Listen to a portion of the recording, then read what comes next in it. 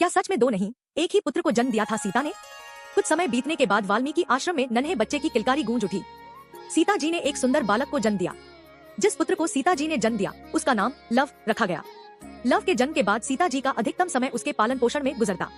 आश्रम के अन्य लोग भी उसका ध्यान रखने में सीता जी की मदद करते। एक दिन सीता जी कुछ आवश्यक लकड़ियां लाने के लिए आश्रम से बाहर के पास स्थित जंगल जा रही थी, लेकिन उन्हें यह चिंता थी कि वह लव को कैसे लेकर जाएं।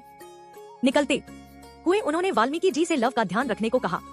सिर हिलाते हुए जवाब में हाँ कहकर वाल्मीकि जी ने लव को उनके पास बैठाने के लिए कह दिया, लेकिन जैसे ही सीता जी कुछ आगे बढ़ी तो उन्होंने देखा कि महर्षि अपने कार्य में इतने व्यस्त हैं कि लव की ओर देख भी नहीं रहे। सीता जी ने लव को साथ ही लेकर जाने का निर्णय लिया, लेकिन जब उन्होंने लव को उठाया तो महर्षि ने यह दृश्य नहीं देखा। कुछ देर बाद जब महर्षि ने इधर उधर देखा तो उन्हें लव दिखाई नहीं दिया और उन्हें यह भय हुआ कि लव कहीं चला गया होगा या किसी जानवर का शिकार हो गया होगा।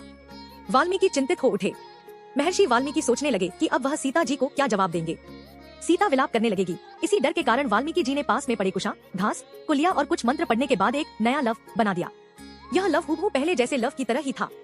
उन्होंने सोचा कि सीता के वापस लौटने पर वो उन्हें यही लव सौंप देंगे और कुछ नहीं बताएंगे। कुछ समय के पश्चात जब सीता आश्रम लौटी तो उन्हें देख महर्षि चकित रह गए।